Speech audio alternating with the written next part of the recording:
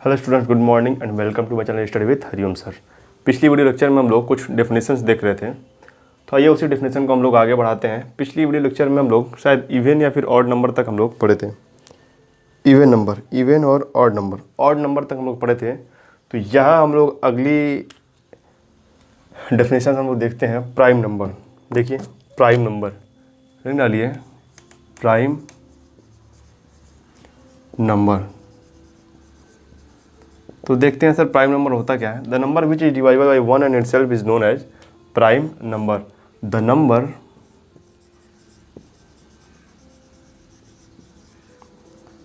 Which is divisible by 1 and itself known as prime number.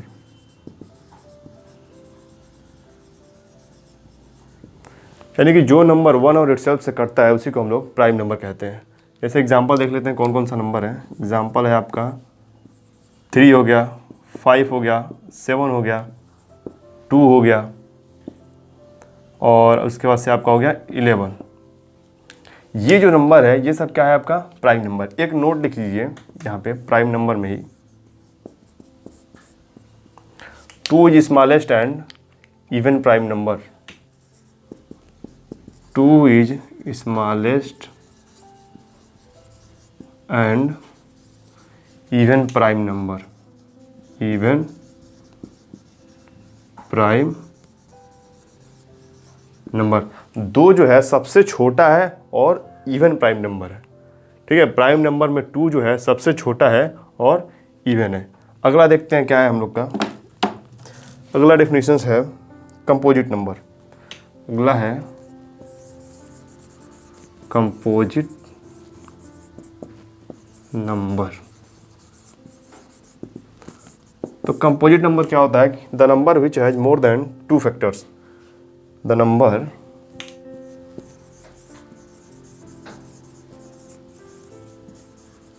Which has more than 2 factors, 2 factors. The number which has more than 2 factors known as composite number. जैसे example देख लेते हैं कौन कौन सा है।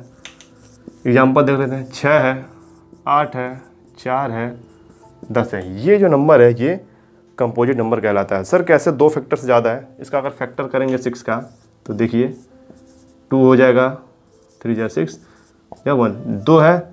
अगर इसको लिखें कि इसका फैक्टर कौन कौन से हो सकते हैं तो इसके फैक्टर होंगे 1, 3, 2 एंड 6। तो 2 से ज़्यादा तो फैक्टर है, इसीलिए ये क्या हो जाएगा आपका कंपोजिट नंबर। नेक्स्ट है आपका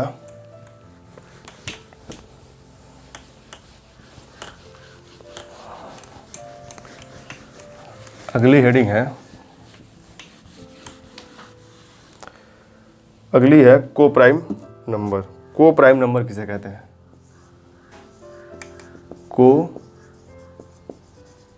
प्राइम नंबर। तो को प्राइम नंबर किसे कहते हैं? तो इसमें 2 नंबर आता है। को से ही आप याद रखेंगे 2।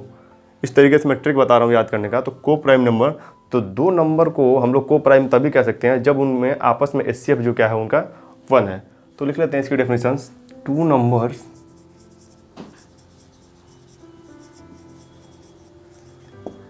A and B are said to be co-prime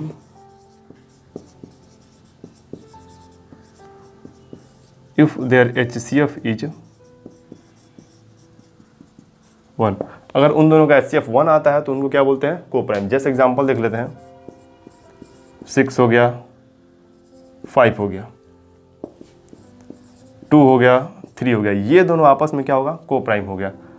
आपका 7 हो गया और 9 हो गया। ये जो नंबर्स है आपस में को प्राइम होते हैं। अगला देखिए, अगला है आपका रेशनल नंबर। अगला है रेशनल नंबर। तो रेशनल नंबर की डेफिनेशन क्या होती है कि the number which can be written in the form of, लिखिए, the number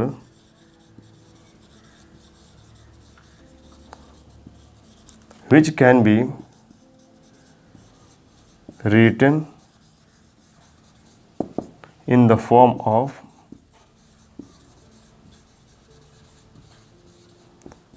P by Q known as rational number.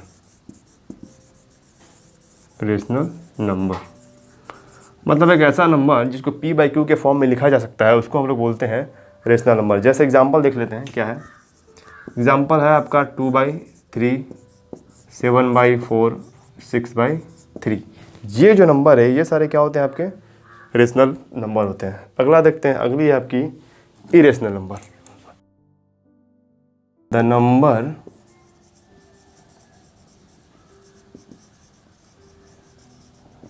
which cannot be written in the form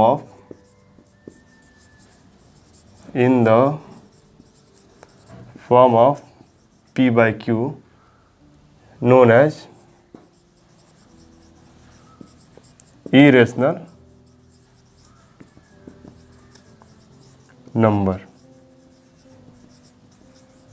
कहने का मतलब एक ऐसा नंबर जिसको P by Q के फॉर्म में नहीं लिखा जा सकता, उसको क्या बोलते हैं इरेशनल नंबर। जैसे सर एग्जांपल बता दीजिए कौन से वो नंबर होते हैं। जैसे होता है √2, √3, √4, √5। √4 नहीं हुआ क्योंकि √4 की वैल्यू आती है +2 एंड -2, ठीक है। तो यहाँ √4 नहीं होगा, यहाँ होगा आपका √7। तो √2, √3, √7, √5 ये जो है आपका क्या है इरेशनल नंबर। अगला देखते हैं रियल नंबर। तो रियल नंबर होता क्या है, हमने बताया था कि जितने नंबर को, अगला है आपका रियल नंबर। तो हमने बताया था जितने नंबर को नंबर लाइन पर रिप्रेजेंट कर सकते हैं उनको क्या बोलते हैं रियल नंबर। तो इरेशनल नंबर और रेशनल नंबर को भी हम लोग नंबर लाइन पे रिप्रेजेंट कर सकते हैं। तो हम लोग सिंपल यहाँ डायरेक्ट लिखेंगे कि rational number and irrational number are known as rational number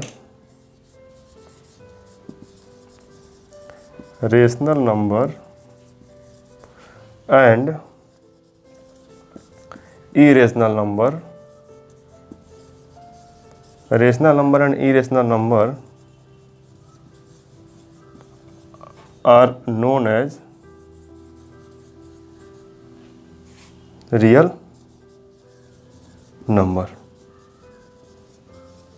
कहने का मतलब एक नंबर लाइन है जिसमें हम लोग 1 2 3 4 इन्फिनिटी 1 2 3 4 -4 -3 -2 -1 इन्फिनिटी, मतलब नंबर लाइन पे जितने नंबर को रिप्रेजेंट कर सकते हैं उसको बोलते हैं रियल नंबर। और रियल नंबर पे हम लोग क्या नंबर लाइन पे रेशनल को और इरेशनल को दोनों नंबर को हम लोग रिप्रेजेंट कर सकते हैं।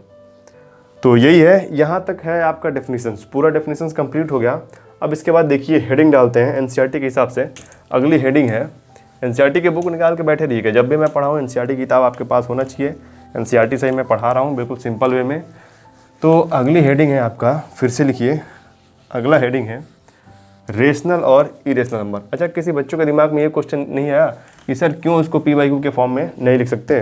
क्वेश्चन लिखिए कि एक क्वेश्चन आ सकता है कि हिंदी में लिखिए, सर P by Q के फॉर्म इरेशनल नंबर को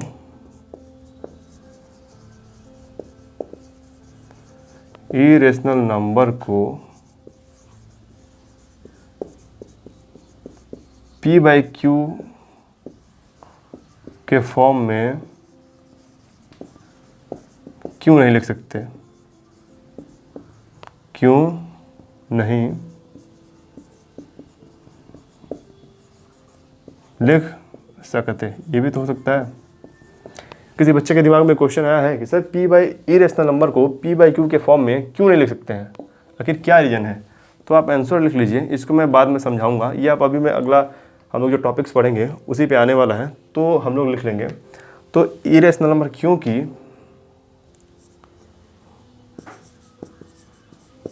क्योंकि irrational number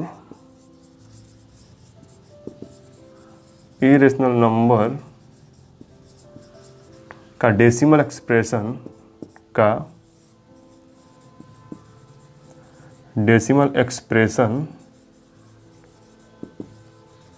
non terminating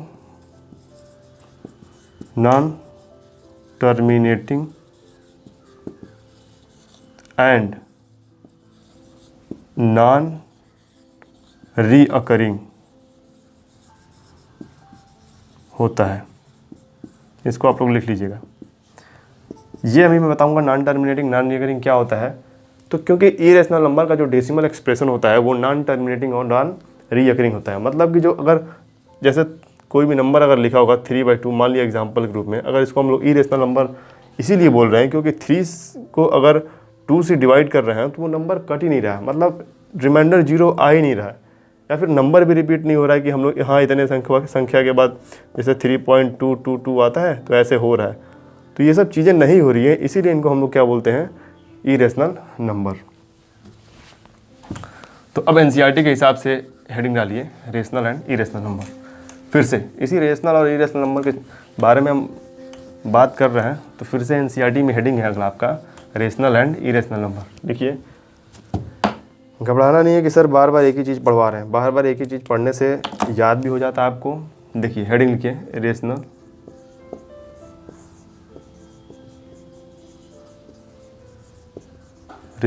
and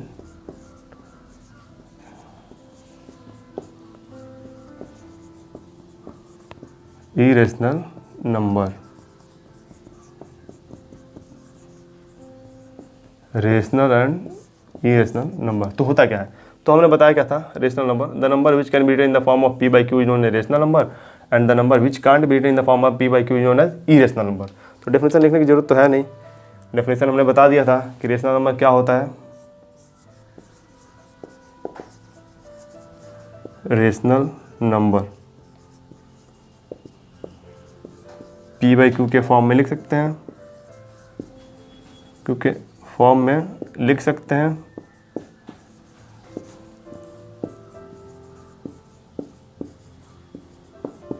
and irrational number क्या होता है,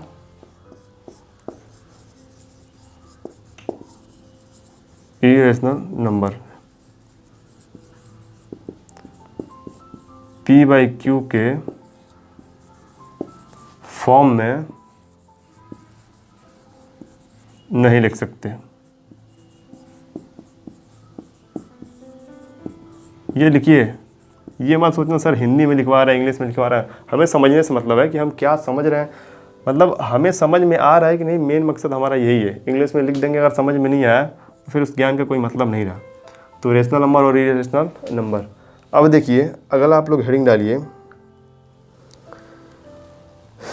अगली हेडिंग डालिए आपका है हाउ वी लोकेट। अब देखिए इरेशनल, अब इरेशनल नंबर को हम लोग नंबर लाइन पे लोकेट करते हैं। तो हेडिंग डालिए how we locate irrational number on number line. How we locate irrational number on number line, यानी कि इरेशनल नंबर को हम लोग कैसे लोकेट करते हैं। तो हाउ वी लोकेट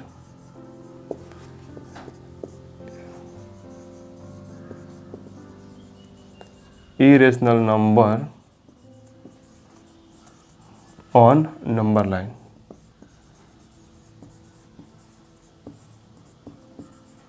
ठीक है, इरेशनल नंबर को हम लोग नंबर लाइन पे कैसे लोकेट कर सकते हैं। रेशनल नंबर को तो हम लोग कर ही देते हैं, 2 को अगर जैसे कि अगर 2 को हमें, ये आपका क्या है रेशनल नंबर है, 2 को अगर नंबर लाइन पे हमें रिप्रेजेंट करना है तो क्या कर देंगे, ये आपका 0, ये 1, ये 2, ये आपका हो गया।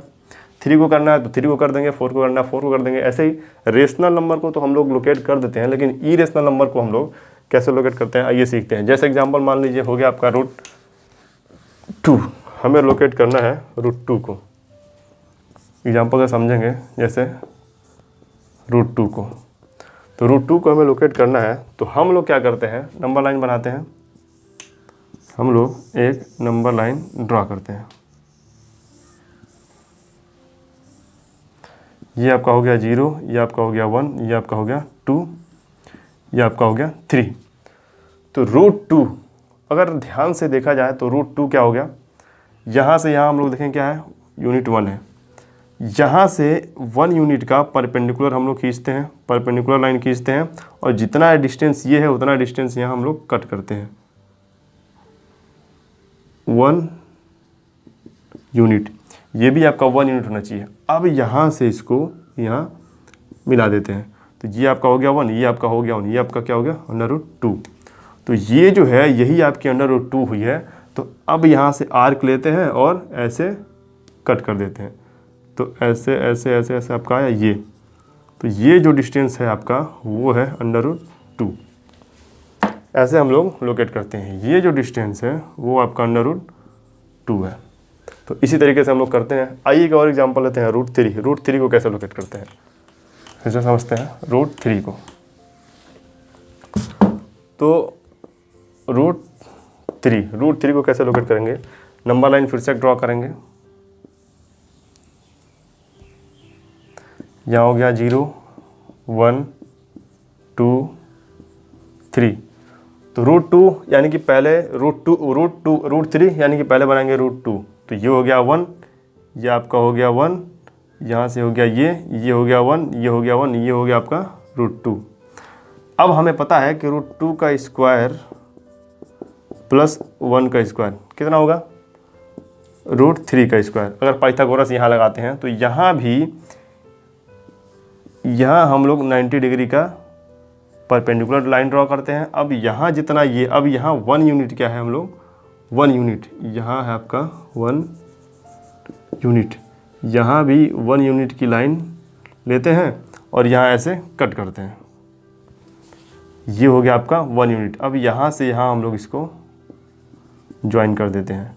तो ये हो गया √2, ये हो गया आपका 1। तो ये क्या हो जाएगा आपका √3। ये जो है आपका √3 हो जाएगा। तो पाइथागोरस से हम देख लेते हैं। ये हो गया √2 का स्क्वायर प्लस 1 का स्क्वायर इक्वल्स टू √3 का स्क्वायर। सही है। तो 2 + 1 इक्वल्स टू 3। सही तो है।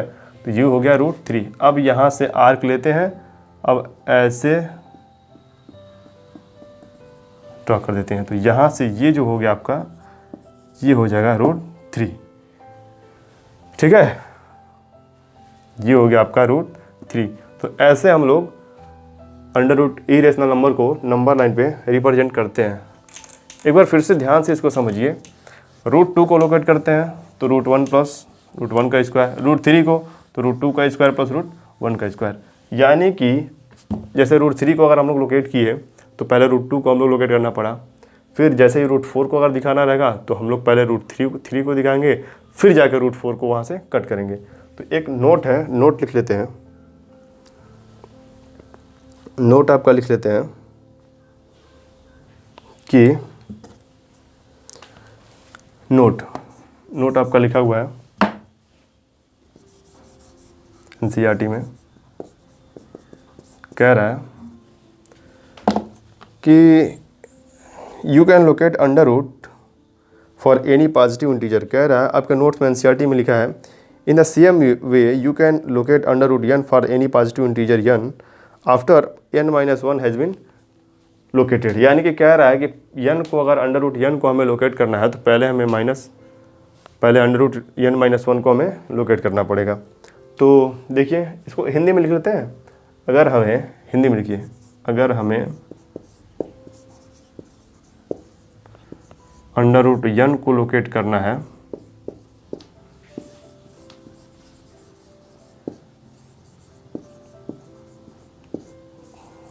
है तो पहले हमें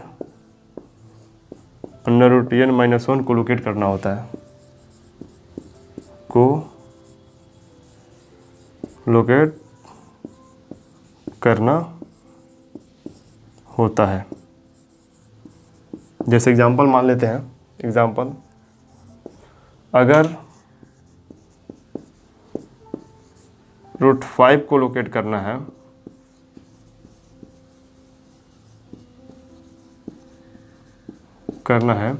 तो हमें √5 को लोकेट करना है तो हमें पहले √4 को लोकेट करना होगा, 4 को लोकेट करना होगा। कहने का मतलब अगर √5 को लोकेट करना है तो √4 को लोकेट करना होगा। इसका मतलब अगर हमें √n को लोकेट करना है तो उससे पहले हमें √n - 1 को लोकेट करना होगा। सिंपली बस यही है।